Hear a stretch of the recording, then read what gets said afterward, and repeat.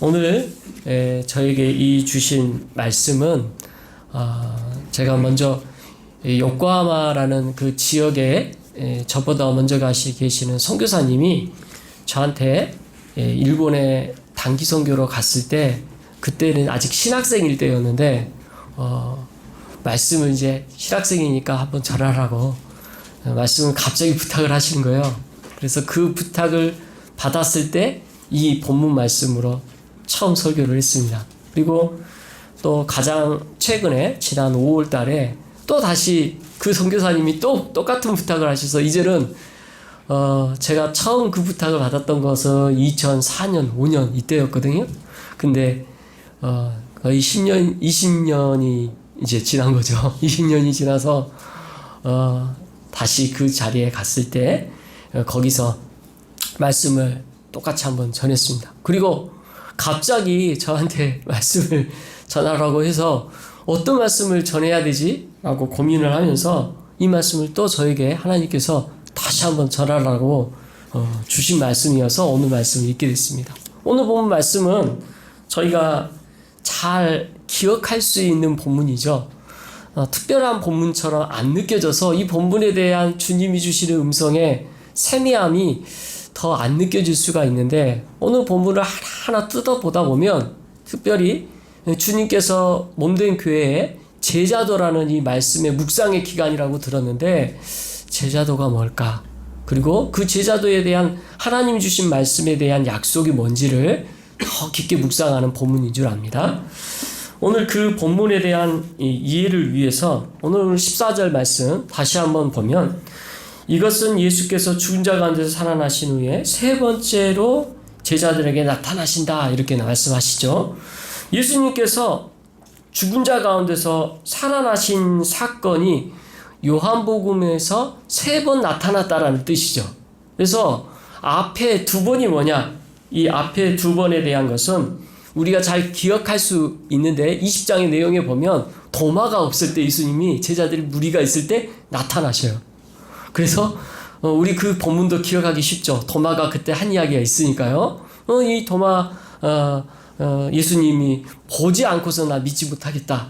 그래서 그 다음 예수님께서 직접 도마가 있을 때 또 제자들 무리에 나타나시죠. 이렇게 해서 그 2번에 대한 기록과 오늘 본문이 이제 3번째 제자들이 나타났다, 이렇게 보여지고 있습니다. 그러면 오늘 제자들에게 나타나신 이 제자들은 누구냐?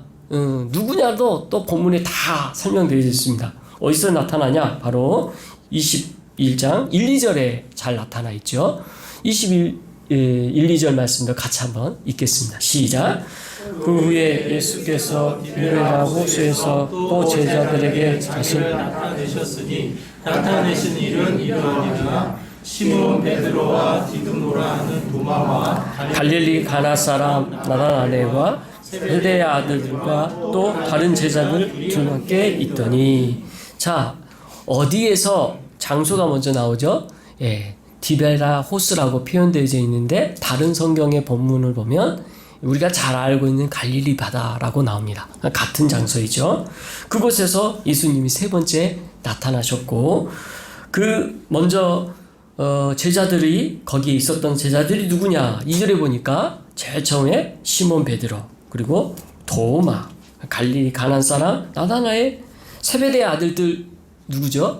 우리가 잘 알고 있는 요한, 그리고 야고보, 세베대의 아들들 2사람, 그리고 또 다른 제자 2명까지 그곳에 있었습니다. 자, 오늘 본문에 이렇게 자세히 나타나는데, 우리가 여기서 주목해야 될 단어 하나가 뭐냐면 1절에 제자들에게 자신을 나타내셨으니 라는 이 표현이에요.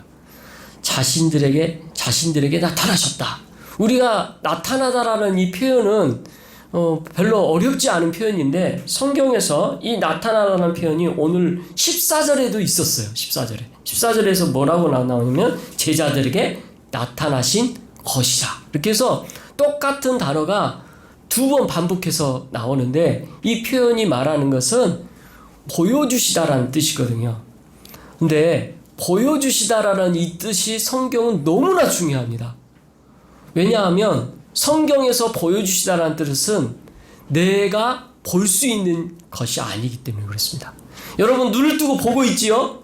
근데 성경에서는 눈을 뜨고 보고 있는 우리에게 보지 못한다고 말씀하시는 게 성경이에요. 우리 다 들을 수 있지요? 다 여기서 지금 말씀 듣고 있습니다. 그러나 귀 있는 자는 들을지어라고 말씀하십니다. 이게 성경이죠. 성경은 보고 듣는다 할지라도 보지 못하게 하는 것들이 있다고 말씀하십니다. 보고 듣지 못한 게 뭘까요? 바로 하나님께서 보여주지 않으면 우리가 볼 수 없기 때문에 그렇습니다. 이걸 계시라고 표현하죠. 열어 보여주시다.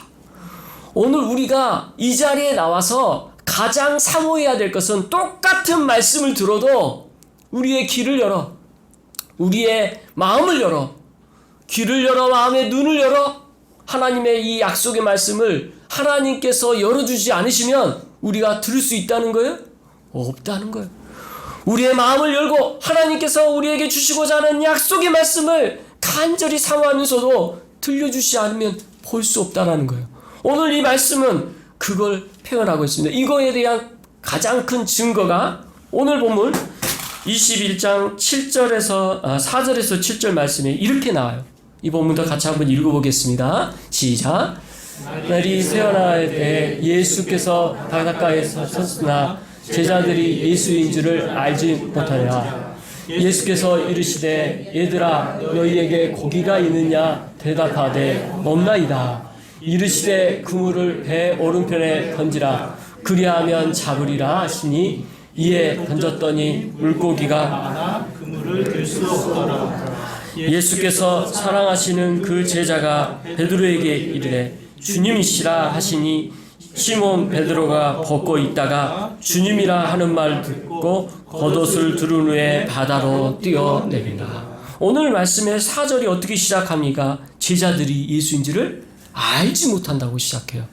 여러분 예수님에 대해서 가장 가까운 시간 동안, 지금 오늘 본문은 예수님이 죽으시고 부활하신 이후의 사건이잖아요. 그 전에 가장 가까이에 오랜 시간을 보낸 사람들이 누굽니까? 바로 제자들이 3년 동안 공생애를 통해서 예수님의 말씀을 듣고 예수님의 숨소리를 들었어요. 여러분 상상해 보십시오. 예수님과 가장 가까이서 먹고 자고 모든 시간을 같이 보냈고 심지어 많은 기적들을 봤잖아요.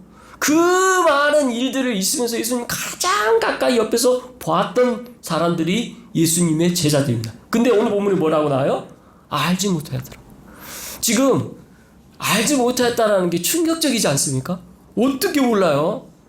여러분 저는 이제 제 아이와 아내도 같이 왔지만 제 아내가 화가 나면 그 분위기만 느껴도 알 수가 있을 때가 있더라고요. 예, 공기가 달라지는 거 여러분 있지요? 여러분 같이 부부생활 하다 보면 그런 거 경험하지 않습니까? 아, 뭔가 이상한데? 말을 하지 않았어도 벌써 분위기만 봐도. 근데요, 우리는 그렇게 알 수 있는 존재잖아요. 그런데 오늘 보면 예수님을 이렇게 3년간 같이 공생의 기간을 보냈던 이들이 몰랐다는 사실은 충격적인 것입니다. 왜 몰랐을까요? 왜 알 수 없었을까요? 이유는 하나입니다. 보여주지 않으셔서, 알지 못해서. 그래서 우리에게 주신 오늘 말씀의 첫 번째 제가 생각한 말씀의 중요한 포인트는 바로 예수님께서 나타나셔야 한다는 것이죠. 우리가 제자도를 생각할 때 제자도의 가장 큰 은혜의 시작은 바로 예수님께서 나타나여 주신다는 것입니다. 여러분 예수님이 나타나여 주셔야만 우리는 주님의 은혜를 알 수 있는 것입니다. 보일 수 있는 것이고 알 수 있는 것이죠. 오늘 이 말씀을 통해 우리가 깨달을 수 있는 것 성령님께서 열어 보여주셔야만 우리가 알 수 있는 것입니다. 제자도는 이 은혜 가운데 있는 자리입니다. 오늘 이 예배에 참여한 저와 여러분은 예수님께서 눈을 열어주시고 마음을 열어주셔서 말씀을 통해 성령 하나님께서 깨닫고 알게 하신 줄 믿습니다. 그 은혜의 시작, 그 은혜의 시작이 바로 제자의 은혜의 시작이 바로 예수님께서 나타내 주시는 것이죠. 이어서 오늘 본문 15절 말씀 같이 한번 읽어보겠습니다. 시작. 그들이 저반을 먹은 후에 예수께서 시몬 베드로에게 이르시되 요한의 아들 시몬아 네가 이 사람들보다 나를 더 사랑하느냐 하시니 이르되 주님 그러하리이다. 내가 주님을 사랑하는 줄 주님께서 아시나이다. 이르시되 내 양은 어디로이라 하시고. 아멘. 오늘 예배 후에 성경 공부보다 저와의 교제 시간을 말씀하셨는데, 이 성도의 교제, 우리가 사도신경에서도 고백하는데 그 표현에 대한 연장선상으로 15절에 저반을 먹은 후에 이렇게 시작을 하죠. 하나님께서 사람의 몸으로 이 땅에 오신 예수님과 제자들은 저반을 먹었어요. 이 교제를 시작을 했습니다. 여러분, 성도의 교제는 그 연장선상에 있는 거예요. 이걸 너무 귀히 여기시길 바랍니다. 하나님의 이 약속의 말씀 가운데 예배의 연장선상에서 성도의 교제는 있는 거예요. 그래서 단순히 떡과 포도주를 나눈 것이 다가 아니고, 우리가 성찬을 통해 주시는 은혜로 성찬에 대한 그 의미의 근본적인 이해가 바로 성도의 교제에 있는 것이죠. 그리고 예수 그리스도의 피와 살을 나누는 성찬에 대한 것은 더 기념하라 하신 특별한 그 그림의 의미를 우리가 묵상할 수 있게 하셨죠. 그래서 이 저반의 나눔 기억하시기 바랍니다. 예수님께서 근데 이 저반의 나눔을 제자들이 직접 했어요. 얼마나 큰 은혜예요, 그죠? 이 큰 저반의 은혜를 받았던 이들이 그 다음에 들었던 음성이 뭐냐? 예수께서 시몬 베드로에게 이르시되 하고 이제 질문하기 시작합니다. 두 번째 제가 주목하고 싶어 하는 말씀은 바로 시몬 베드로에게 주님이 말씀하시는 데 있습니다. 이 말씀 뭐라고 하세요? 바로 시몬, 요한의 아들 시몬아, 이렇게 부르시는 데 있죠. 자, 여러분은 이 말씀을 통해 주님께서는 우리를 부르신다는 것을 아셔야 돼요. 오늘 이 자리에 오신 거 그냥 온 것 같지요? 절대 아닙니다. 하나님의 계획과 은혜 가운데 여러분의 발걸음을, 여러분의 순간순간들을 지키셔서 이 자리에 인도하신 줄 믿습니다. 이것이 우리의 신앙인 거예요. 내가 내 힘으로 온 것처럼 느낀 거, 그게 신앙의 초보 때에는 그럴 수 있죠. 그러나 우리의 인생을 살아가면서 지난 시간을 돌아볼 때, 우리가 여기까지 온 것이 다 하나님의 은혜요, 역사요, 일하심이셨구나.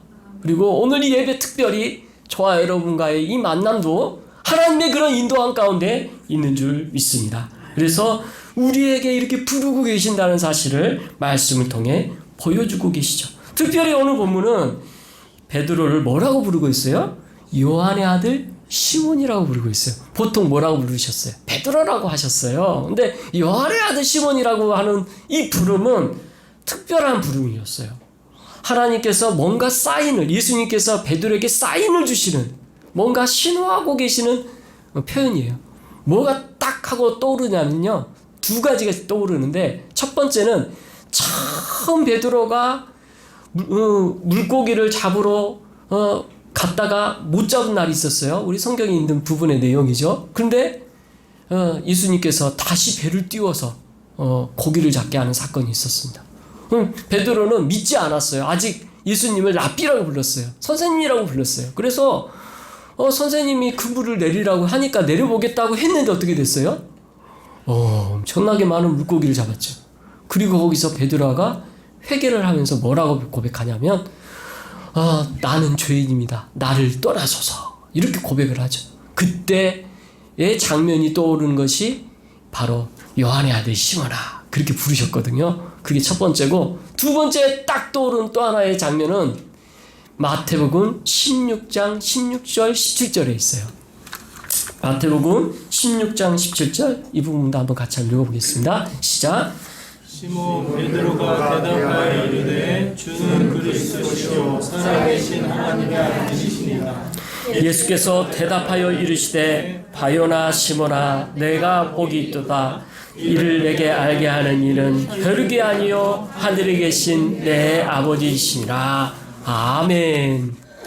자, 오늘 이 고백에서 지금 16절은 베드로의 신앙 고백이 나오고 17절은 예수님의 말씀이 나오는데, 부르시는 그 부름의 내용이 뭐였어요? 바로 시몬아, 이렇게 부르고 계신단 말이에요.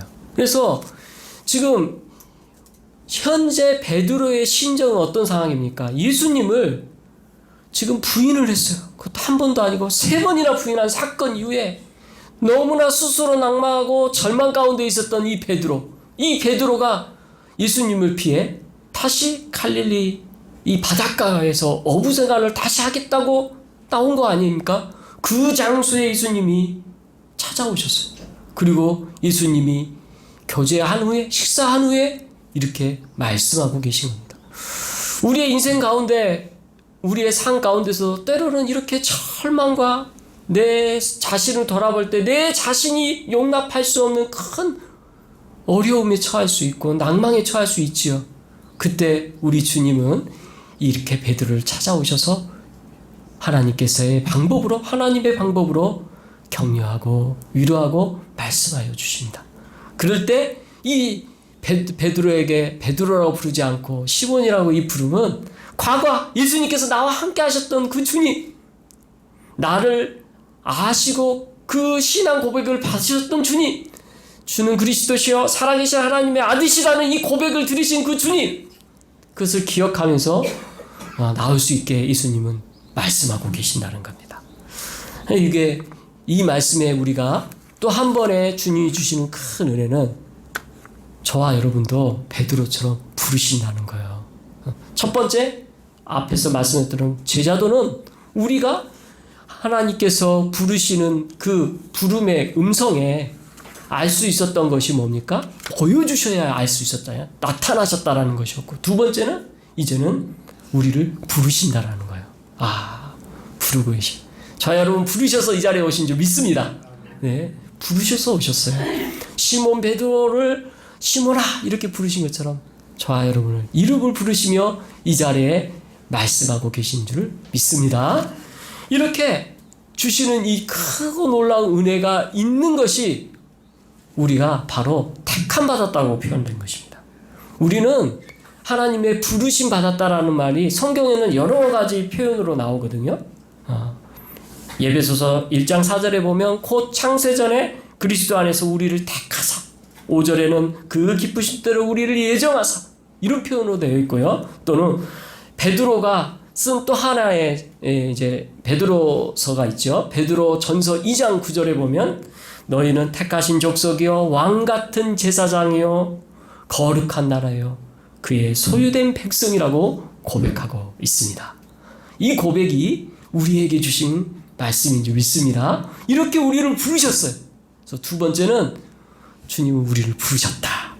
이 부르심으로 이 몸된 교회에, 기쁨의 교회에 오게 하신 줄 믿습니다.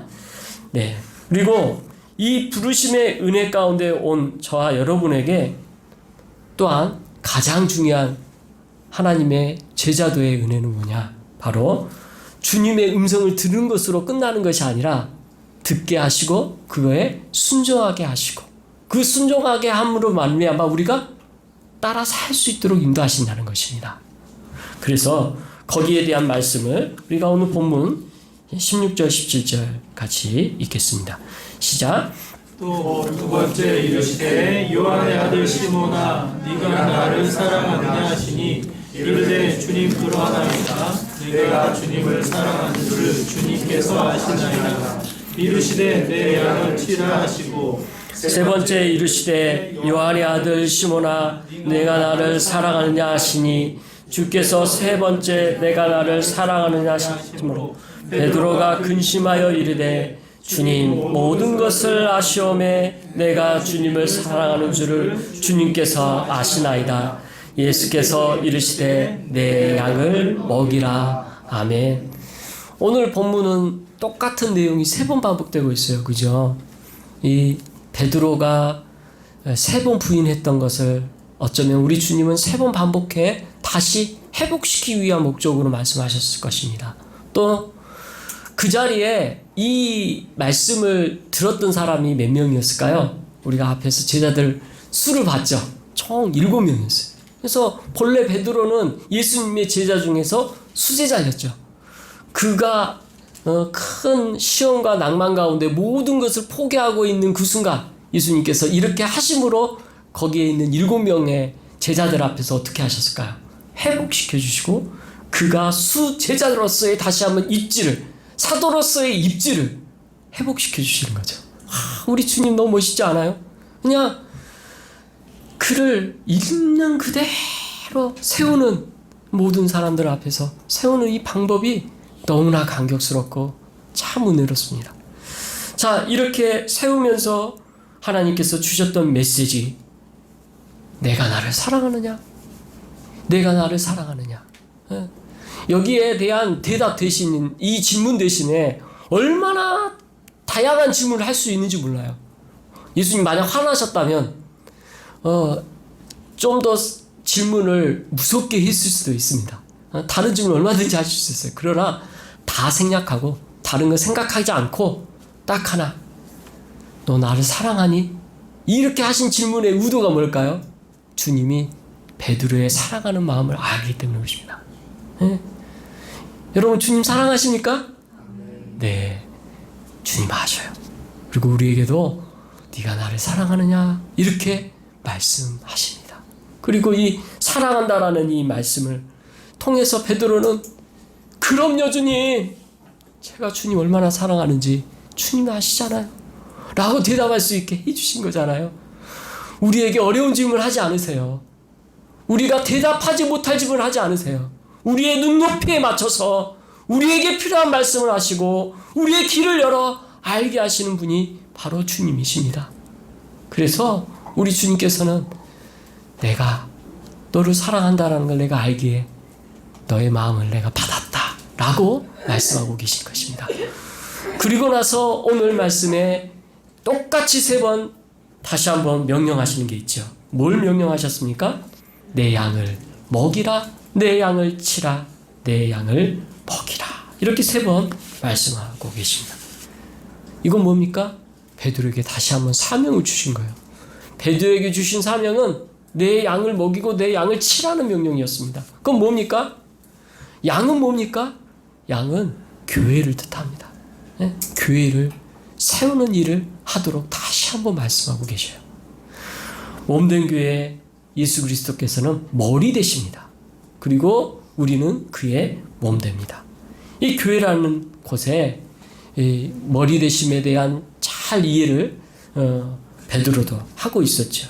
그래서 베드로전서 5장 1, 2절에 보면 장로들에게 편지를 쓰면서 너희 중에 있는 하나님의 양무리를 치되 이렇게 표현해요. 그래서 평생 베드로는 이 약속의 말씀을 붙들고 그렇게 살았습니다.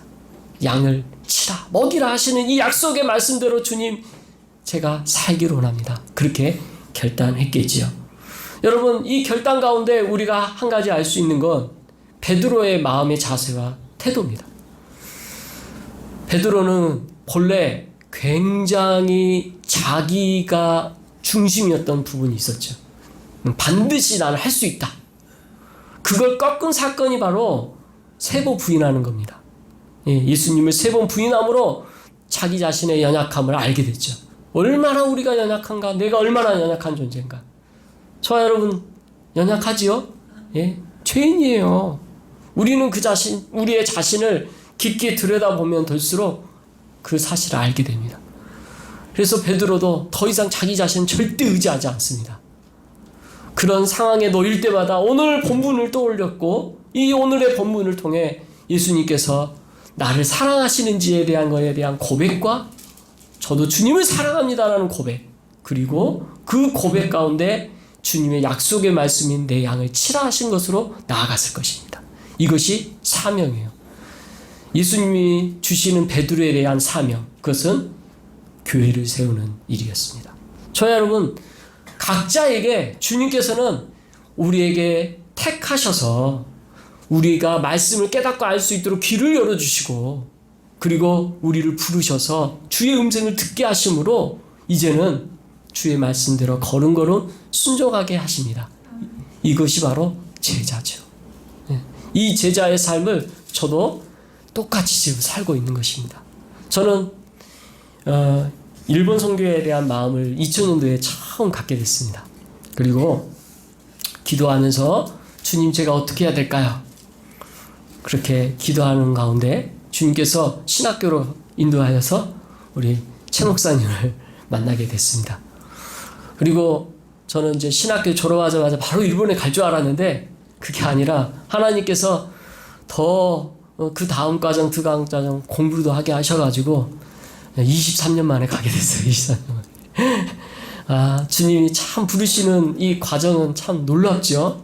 예, 그래서 저도 제가 여기까지 인도된 것에 감사드리고, 제가 가는 지역을 지난 5월 달에 한번 가면서 쭉 기도하면서 돌아보게 되는데, 주신 특별한 은혜가 두 가지가 있었어요. 요코하마라는 일본 지역으로 가는데요. 이 요코하마 지역은 항구 도시입니다. 우리나라로 보면 부산과 같은 곳인데, 아니요, 더 인천과 같은 느낌이에요. 왜냐하면 바로 서울 옆에 있는 항구 도시거든요. 그래서 그 요코하마라는 지역 바로 위에가 동경입니다. 그래서 항구 도시죠. 근데 이 장소를 갔더니 특별한 의미가 있었던 것이 요코하마라는 이 지역에 일본 복음이 가장 처음 들어간 곳이더라고요. 그래서 선교사님들이 복음을 전할 수는 없었지만 들어가서 살 수 있어. 여기서 본인들끼리 이제 선교사님들 또 외국인들을 모아서 예배를 드리고 일본어로 성경도 번역하고 그랬어요. 이곳에서요, 일본 땅에서 한국인 최초 여기서 변화된 사람이 있어요. 바로 이수정이라는 분이에요. 그리고 이 이수정이라는 분이 마가복음을 여기서 성경을 번역하고 또 여기서 호소문을 해요. 어떤 호소를 하냐? 편지에 그때 당시 선교 편지를 보내는 그 글에 이제 나 이수정은 여러분들을 조선에 선교사로 오기를 호소합니다. 이렇게 편지를 보내요. 이 편지에 감동을 받고요. 변화돼 이렇게 선교사로 결단하신 분들이 있어요. 근데 이 결단하신 분들의 2명 우리가 잘 아는 분이에요. 언더우드 선교사와 아펜젤러 선교사님. 우리가 초대교회 하면 대표적인 분들이죠. 그분들이 올 수 있도록 인도한 분이 바로 이수정이라는 분이에요. 그 모든 장소가 요코하마라는 이 지역에서 시작됐고, 제가 가야 될 강도에서 멀지 않은 거예요. 15분, 20분 거리 안에 다 있어요. 거기를 보면서 나는 그럼 무슨 사명을 받았지? 나에게 주신 사명은 뭘까? 바로 이런 복음의 메시지를 전하는 선교사로서 또 우리 복음을 전하는 것뿐만 아니라 신학생들을 하나님의 말씀으로 바로 세워서 계속적으로 복음을 전할 수 있는 일을 하는 이 가르치는 사역을 계속해야 되는구나 라는 것을 보게 됐습니다. 오늘 이 말씀을 보면서 주신 은혜가 저에게는 마치 베드로에게 주신 그 메시지처럼 저에게도 또 다시 한번 이 은혜를 주셨습니다. 여러분, 제가 이제 찬양 한 곡을 같이 좀 보려고 하는데요. 하나님의 사랑을 사모하는 자라는 찬양이거든요. 여러분, 이 찬양 잘 아시죠? 찬양 가사가 1절과 2절이 있는데 오늘 본문과 너무 잘 맞아떨어지는 것 같아요. 너무 고백되어져 있는 고백이 나타나는 것 같아요. 1절에서 보면 하나님의 사랑을 사모하는 자, 하나님의 평안을 바라보는 자. 그래서 먼저 주님께서 우리에게 주시는 은혜에 고백하는 표현들이에요. 너의 모든 것 창조하신 우리 주님이 너를 얼마나 사랑하시는지 하나님께 찬양과 경배하는 자, 하나님의 선하심을 닮아가는 자, 너의 모든 것 창조하신 우리 주님이 너를 자녀 삼으셨네. 하나님 사랑의 눈으로 하나님 너를 어느 때나 바라보시고 하나님 인자한기로서 언제나 너에게 기울이시니 어두운 곳에 밝은 빛을 비춰주시고 너의 작은 신에도 응답하시니 너는 어느 곳에 있든지 주를 향하고 주만 바라볼지라. 네요. 이것은 우리의 신앙 고백과 같이 표현되어진 거라면 2절은 우리의 신앙 고백을 통하여 하나님께서 어떻게 이 땅 가운데 살아가는 자에 대한 고백이 또 있어요. 이 고백도 너무 은혜로워요. 이 부분도 간단하게 간략하게 보면 하나님의 말씀을 순종하는 자, 주의 복음으로 어두운 세상 밝혀가는 자, 너의 모든 죄짐 담당하신 우리 주님이 너를 얼마나 기뻐하시는지, 하나님의 택하심을 입은 자녀여, 주가 그리스도임을 깨달은 자여, 내가 은혜로 채우시는 우리 주님 너를 제자 삼으셨네. 주는 그리스도시여 살아계신 하나님의 외아들, 너는 성령과 권능받고 땅끝까지 주의 증인 되리니 어두운 권세에 너를 해치 못할 것이요 주의 성분 천사 너를 앞서 행할 것이니 너 어느 곳에 있든지 주만 바라볼지라 라는 고백입니다. 우리가 이 고백을 할 때 이제 제자도에 대한 말씀의 묵상들을 계속 하고 있으면서의 그 고백이 이 찬양으로 나타나길 원하고, 오늘 말씀에 우리에게 주신 사명, 또 우리에게 주신 소명, 이렇게 살기를 결단하는 고백을 같이 할 수 있었으면 좋겠습니다. 우리 함께 찬양하겠습니다. 하나님의 사랑을 사모하자.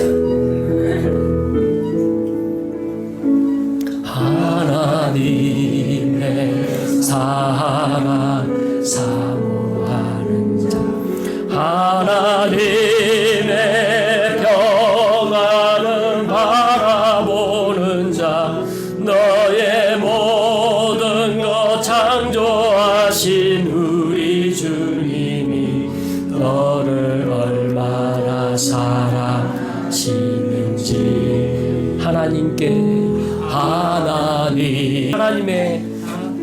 하나님의 말씀을 순종하는 자, 볼지라 주만 바라볼지라, 주만 바라볼지라.